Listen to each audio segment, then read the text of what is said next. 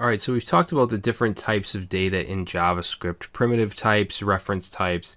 Now what we want to do is look at type conversion. So basically taking a variable and changing the data type. And you're going to run into cases where you're going to want to do this. For example, if you're taking input from a form and you're putting that into a variable, that's going to be a string by default. And then if you want to apply calculations to it, you're going to want to parse it. You're going to want to change it into a number type. So there's a couple different ways to do each type of conversion, and I'm going to show you how to do that. Now I'm going to make this easier by just creating one variable and to go through all these instead of creating all these different variables like we did in the last one. So we're just going to define or declare this val using let. Okay, make sure you use let because we didn't assign a value, so if you use const you're going to get an error. So first thing I want to show you is number to string.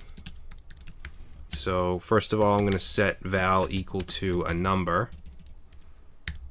And then down here, we're going to output a couple things. Okay, so first is going to be the actual value.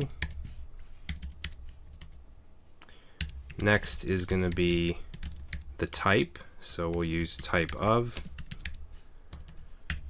And then I'm going to do console.log, and I'm going to take that value, and I'm going to call the .length property. Okay, now length only works on strings because it's a string method, it's a string property. It gives you the number of characters in a string. So let's go ahead and save this and run it and see what we get. So first thing we get is 5, which is the value. That's fine. Number is the type, and then val.length gives us undefined because we're trying to get length from a number, which doesn't work. So if we want to convert this into a string, what we can do is wrap it in the string function, okay, capital S string. So if I go ahead and save this and run it, now you'll see that 5 it's not blue anymore, it's black, representing a string. The type of gives us string, and then it gives us 1 for the length. So if we were to put 555, then we'll get 3 for the length. So that's how we can convert a number to a string. We can also do, and I'm just going to keep using val here, whenever I put a new val, it's going to overwrite the one before it. So let's go ahead and do string around an expression. So we'll say 4 plus 4 and save, and you'll see that we'll get 8 for the value, the type of is string, and then we get 1 for the length, okay, because it's obviously 8. So that's converting a number to a string. Let's convert a Boolean to a string. So we'll say val equals string bool, true. So if we save that, you can see that we get true as a string, and we get 4 from the length. Let's do a date to a string. Okay, so we can say val equals, and we'll do new date. Save that, and it gives us this. This is now a string, it's not a date object. You can see right here, and it gives us 57 because it counts everything that's here as a character. Okay, and then let's do an array. So we'll say array to string.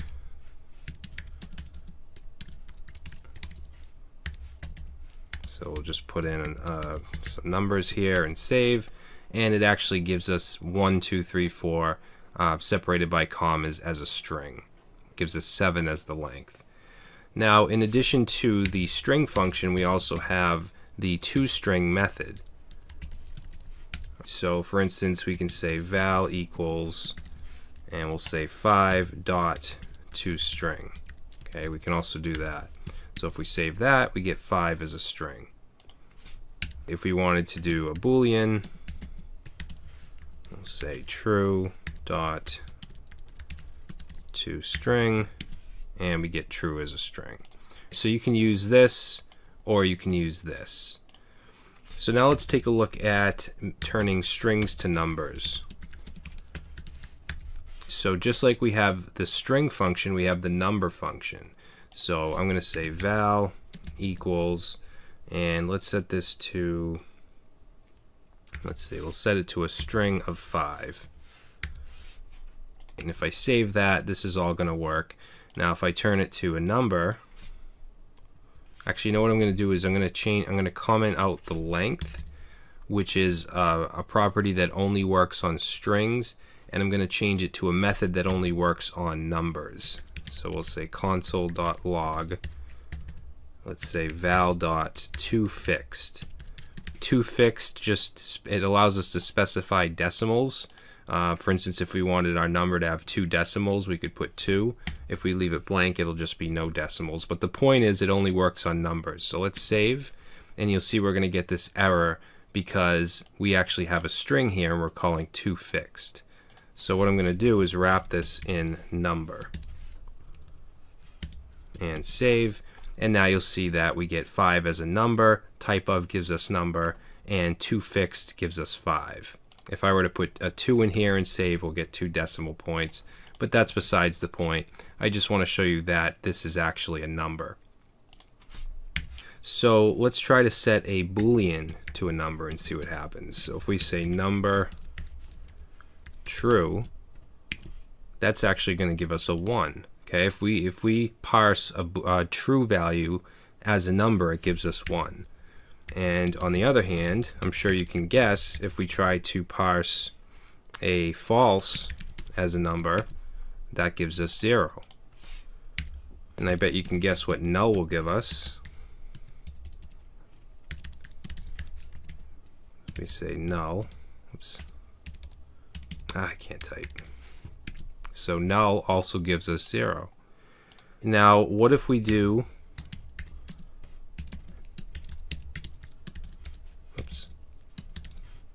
What if we do hello? What on earth is that going to give us as a number? Let's save, and it gives us this NaN. Okay, so NaN is an actual value that stands for not a number. Okay, so this is what happens when a value tries to get parsed as a number but can't. The same thing will happen if we do, let's say we do an array. So we do that, save that, that's also going to give us not a number. So it's a special value type, or not type, but an actual value in JavaScript. Okay, now just like with string, there's additional ways to do this. So we have a method called parseInt. Actually, I'm just going to say val equals parseInt, and we'll pass in here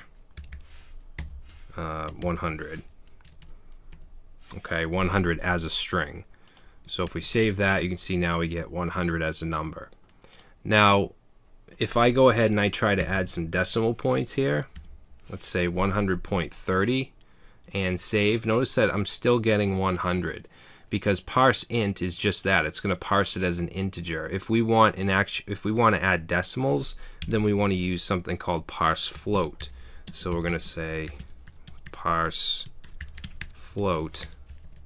100.30. Whoop, should be a string or a number.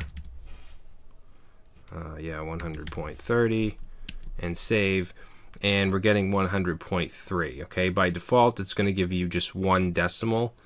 Well, if we do 31, obviously that will give us 31, but if it's a 0, it'll just give us 1. But we're using ToFixed down here, so if we want to put 2 in here and save, it'll actually give us 100.30. Okay, so just remember, if you want to use decimals, you want to use this parseFloat. Okay, so that is type conversion. Now we also have something called type coercion, which is basically when we do the same thing. We take one type and change it to another, but we don't actually do it. JavaScript does it for us. So if we try to add together, let's say we'll do val, let's do const val1 equals 5, const val2 equals 6, and then we'll do const sum equals val1 plus val2. Okay, and then we'll go ahead and we'll console.log the sum, and let's console.log, whoops, the type.